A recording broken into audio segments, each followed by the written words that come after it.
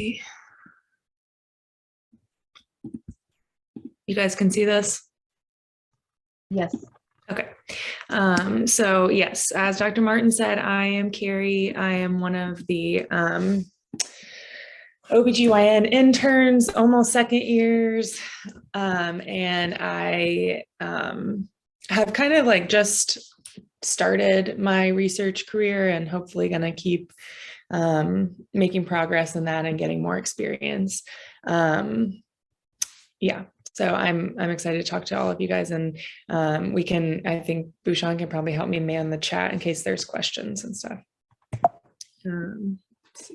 Okay, so who am I? I'm a resident physician in OBGYN, researcher, not an expert at all in how to present research, but I have presented in a variety of settings, both here locally in Richmond and then now at a couple of national conferences, which is like really, really cool. Never thought I would be able to do that.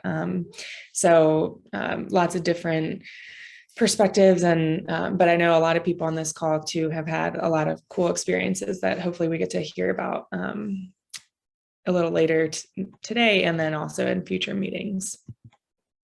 So I guess just to start off, my biggest message to communicate to people is just to let your personal connection to a topic and excitement about what you're presenting shine through. Obviously, that's hard if you're not that excited about whatever you're presenting, but I think most of us choose research for particular reasons. And I think it's, my general rule of thumb for research is to pick things that you're actually interested in so that you actually put in the work to see it through. And that definitely goes for presenting, especially when you're like up in front of people talking, because it definitely shows whether people are really interested or not. Also conferences, as I think we've all kind of started finding out as we're going to them, are a great opportunity to meet other people who are in your field and share knowledge with them, both giving knowledge and receiving it, and then also connecting with them like offline and off stage. So it's a great opportunity for them to come up and ask you questions. It's a great opportunity when you go to their presentations and ask them questions, and really just, there's just so much to learn. I mean, when we were just at the ACM conference, I was just randomly, picking up food, and some doctor from Chicago started talking to me and was sharing different challenges that she has in prescribing Suboxone and stuff because of her local laws. So I feel like there's just, the more information we can all share, especially in this space where it is so tightly regulated sometimes, and there's such a lack of knowledge, just is really special about the opportunity to present. I think something that I'm still working through, and I think a lot of people are, especially early on in their careers, is nerves when presenting, and just the like dread of getting up in front of people and talking, especially in person, in front of people who may be intimidating, or maybe people that who are like heroes to you in whatever space you are in. And so working on like breathing through those thoughts and feelings and still like believing in the fact that you have something important to say, even if you're not an expert.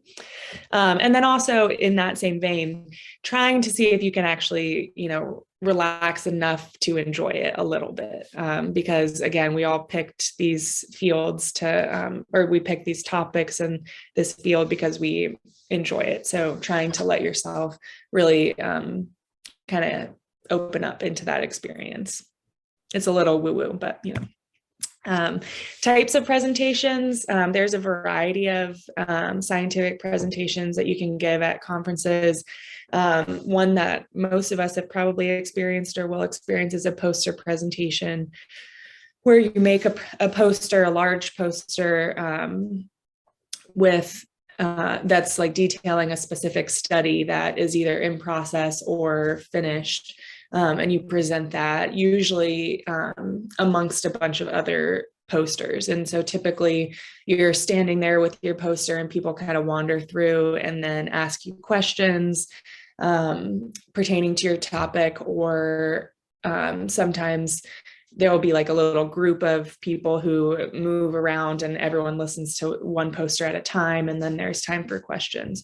So the format can vary a little bit, but for those presentations, I think it's helpful to have questions in mind that you think people might ask, which is why it's helpful to think about like limitations of a study and opportunities for further research, because I have found that that's typically where the questions come from. I think poster presentations are really cool if you have like research in progress, or it's a nested study as part of a larger study, because then you can get some great ideas for other directions to take the study, or other research ideas.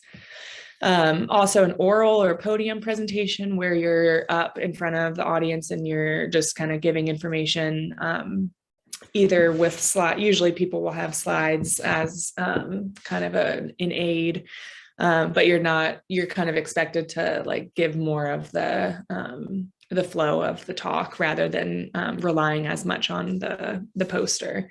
And then I also put in like an interactive or workshop style, where you're kind of facilitating small groups, discussing things, and leading a conversation and that. So to get started, I feel like it's sometimes kind of like writing a paper where you're like, I don't even know, where to begin with this. So I think something that I usually like bookmark or have up on my internet browser, like the whole time I'm working on it, is the expectations from the actual conference. So constantly referring to what the conference expects and their guidelines is really important, because it can be like kind of finicky things sometimes, and you just want to make sure from the get-go that you're following all the things that they have told you are important. And then along that same vein, just meeting all your deadlines, hopefully like at least a couple of days before, just in case there's technical issues getting things in. But always, I have found that being in touch with the conference administrator or like the presenter administrator can be helpful, especially if you're getting close to a deadline, or if you have visual aids that you need help uploading or anything like that. And then I think determining your own goal for the talk, and that can involve talking to your mentor, like Dr. Martin, I think always has something in mind for the information we want to portray from the lab.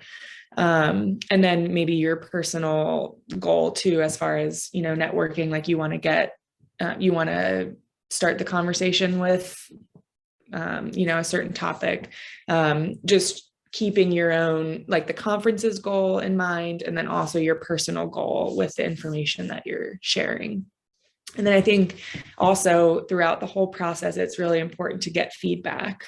So that can be both like on the style of the presentation, like your own speaking manner, and we all have like little nervous things that we do when we talk. So I say a lot and move my hands around, and other people take weird pauses or make weird faces. So just getting feedback about that, so that you can kind of work on that.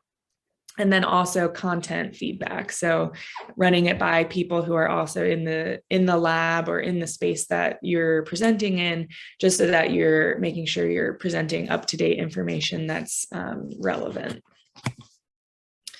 So I think a general format, it's going to be different for every presentation, but generally you want to start by introducing yourself, introducing the topic that you're going to be talking about, giving your objectives to your audience, giving the information that you're trying to present, and then repeating it, either summarizing it or just reiterating it over and over again, because we all know things go in one ear and out the other sometimes. I think it's always nice to have some kind of interactive piece if you're able to, just because I think, especially at conferences, we learn so much from sharing with one another and not just talking at each other. And that can be even as simple as a question and answer kind of interaction. And then you wrap up by again, reiterating what you talked about. And then I think it's always great too to hear about people's next steps or future goals for other research projects that they are either working on or hope to work on. There's always some presentation accessories that people like to have, and slides are really the one that I see the most and that I think is pretty standard.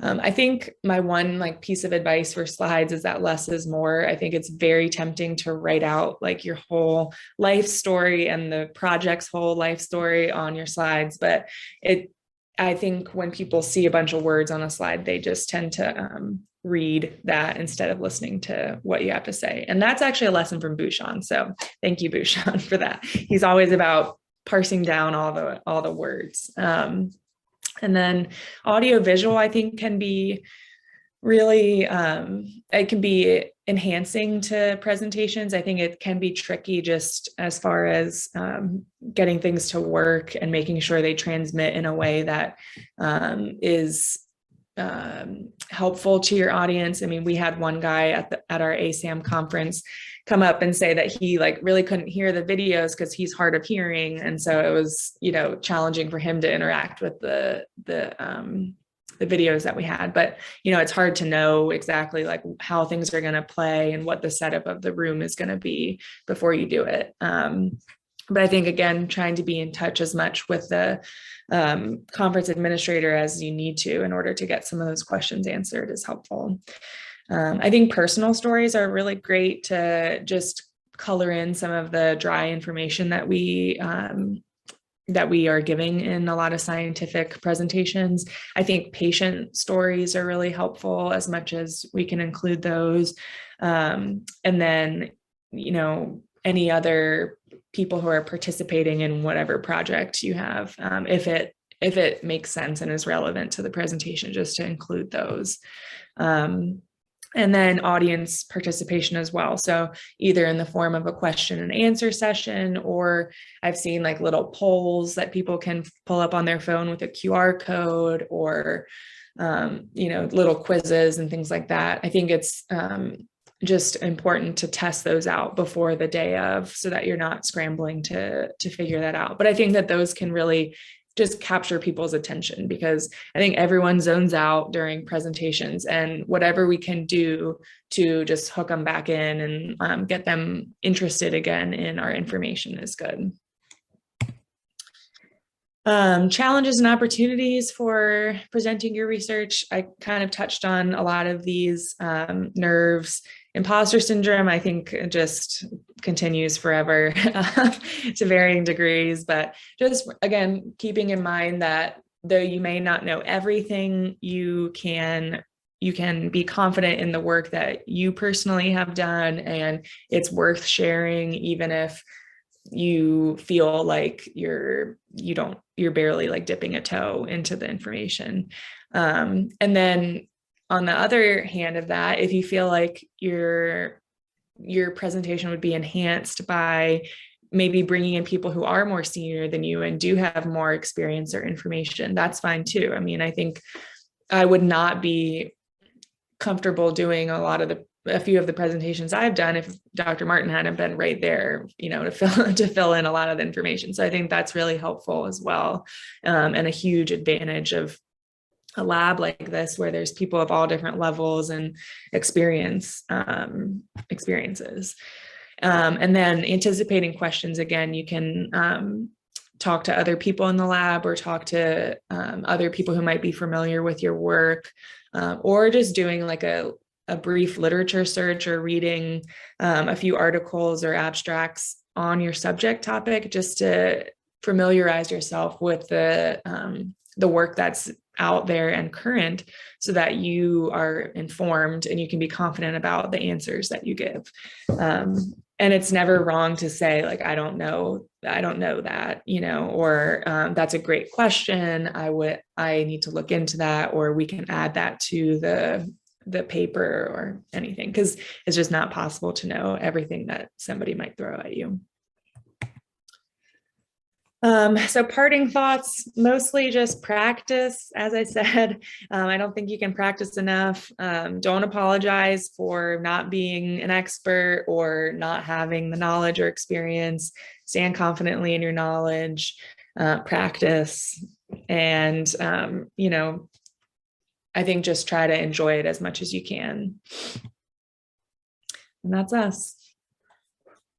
I would love to hear, I know we have like probably a little bit more time, but I would love to hear other people's experiences presenting, or if they've had particular fun times presenting or challenges, or we can move on to Laura if people don't feel like sharing.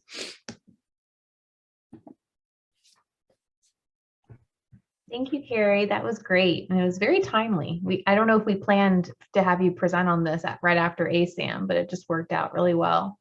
But I agree with Carrie, to hear anyone's thoughts on experiences that they've had in the past and some type of presentation setting, and if any of those pearls that Carrie mentioned kind of hit home for you. Yeah, that was a great job. Thank you for sharing. I think one thing, actually two things. One is, if, like Carrie said, getting others' feedback before your presentation is super helpful. And if you have co-authors, they have to see it. So, if there's other people involved in your work, make sure you give it to them because their name is also on it. So you're representing them, not just yourself, and give them enough time to give you feedback. And then the second thing for posters, I try, as to your point of preparation, I try and have like an elevator speech essentially. So like a 2-minute, like, this is who I am, what I do, the exciting things, and our future directions. So that way, I don't know, I always think poster sessions are like sometimes awkward because you're just watching them read your poster sometimes. So if I always ask people like, do you want my speech? And so then if they say yes, I do my little spiel. But that has helped me in kind of preparing for the posters. Yeah, I'm glad you said that because I've walked by some posters before where the person's just standing there, like not making eye contact. And I get that because it can be awkward to just stand there. But I do think it's important to just invite the person to hear what you have to say or ask questions if they, just like acknowledge them. I usually, when I'm at poster, if someone walks up to mine, I'll just introduce myself. I'm saying, hi, I'm Caitlin, what's your name? Or, I'll just start that. And then I'll lead into, if they don't ask me a specific question after the, hello, forcing myself to introduce and shake hands, then I'll do exactly what Hannah just said and ask them, would you like to hear a little bit about my poster? And then do my 3-minute spiel.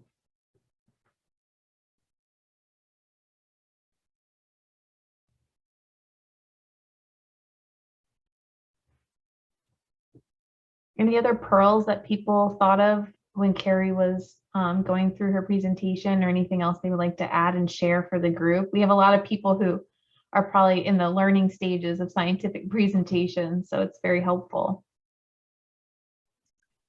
I think one thing that resonated a lot with me was when you're talking about like answering questions that you didn't know. So when I was an undergraduate and I was doing poster presentations, I was always so scared that somebody who was like had a PhD in the topic would ask me something and I would just like stay there stuttering. But I think what helped me a lot was I would have like graduate students from my lab like ask me random questions related to research. And that kind of got me to like practicing, like also saying, I don't know, but I think it could be this, or like thinking a little bit faster on my feet and getting used to what kind of questions that might be thrown my way. So I think that's something I want to continue practicing as I present more. So that really resonated with me.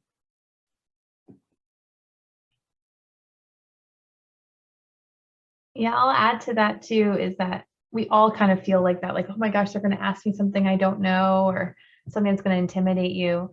I mean, I can't remember one time where someone I've been in that real situation, but for some reason my head, goes to that. But most people that come up to your poster are going to literally come out they're only going to talk to you if they're interested. It's very biased selection of people that are going to come talk to you, because it's going to be people who are actually interested in your topic and actually want to talk to you. And so I think it's, for some reason, we always go to these negative thoughts of, oh my gosh, they're going to ask me something that I don't know, or I'm going to be embarrassed. But that rarely ever happens. I mean, if ever, it's usually going to be someone to say, oh my gosh, this is so interesting. This is such great work. I mean, usually it's some type of positive comment, and then a follow-up of, oh, did you look at this variable, or how did you do this analysis? And they just want to learn more about your poster. And I think I wish someone had told me that before I did my first couple posters, because that would have really eased my anxiety, I feel. Yeah, I think it's just a great opportunity to get feedback. And also, if you want to collaborate with someone who just stops by at your poster and gives you feedback, like we've had in the past, people say that, oh, you can add me as a reviewer if you submit this paper, or you can submit this paper to our journal. This will be a good fit. And I think sometimes sometimes you don't get a crowd of 20 people at your poster, but you might just get 5 who are really interested and who give you great feedback. So never worry about the other person next to you who's getting all the crowd. You might just get the quality to get good feedback and good networking opportunities to improve your poster and your data. And one thing for students at VCU is that VCU over the years does a good job with presentations for students, be it undergraduates or medical students. So take an opportunity to present at VCU first before you go to a national conference. You can present and practice your posters with your colleagues and peers. And with VCU, the good thing is you can get anybody who can come and ask you, because it's a mix of different research populations and people doing all different kinds of stuff. So take advantage of opportunities that you get at VCU here as well.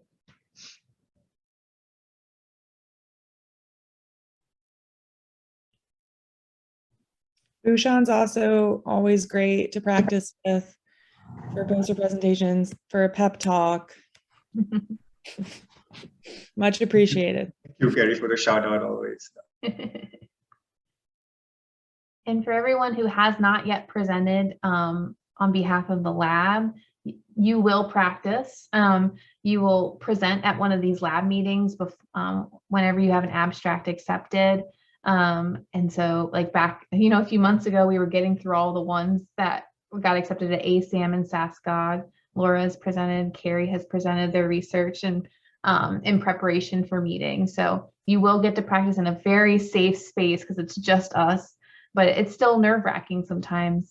So it's good to kind of get those nerves out, and people will ask you questions and you can anticipate those questions. So don't worry, we won't throw you out into the world without being able to practice at one of the lab meetings at least. And I'll just end with, Carrie, one of the pearls that I think you said that really hit home for me was talking about personal things, like your personal connection to the topic.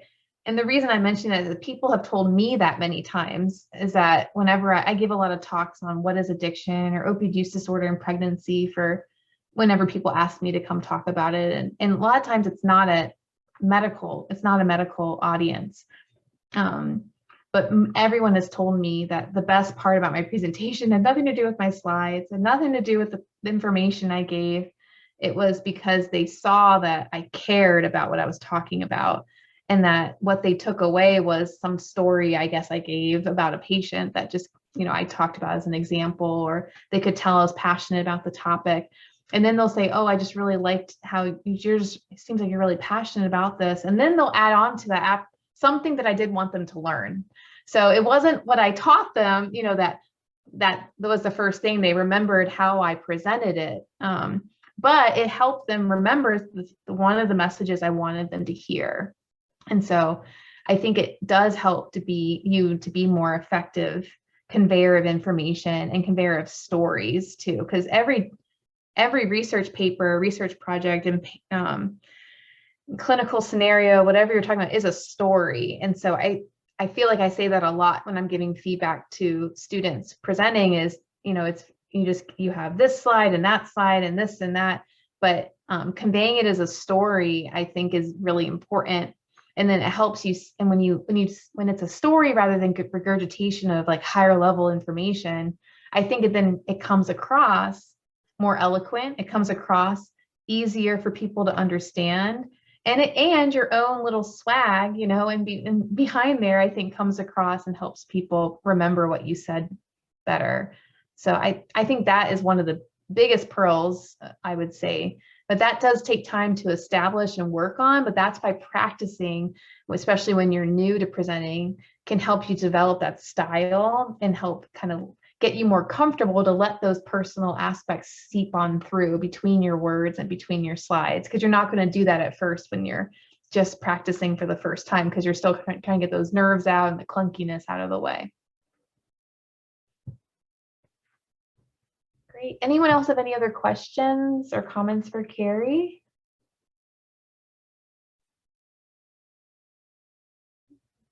Well, awesome job, Carrie. Thank you so very much. Very, very important topic. We appreciate you leading our discussion in this. Lots of hand claps you're getting. Carrie, you did Thanks, a great job at your presentation. Thank you, Margie. I had the best hype nurse in the crowd ever. Probably the only nurse in that room, but yeah, no, you did a wonderful job. As did Dr. Martin and Dr. Wilson. No, Carrie did amazing. Very highly qualified for this talk tonight. Awesome. Well, we're going to segue for the end of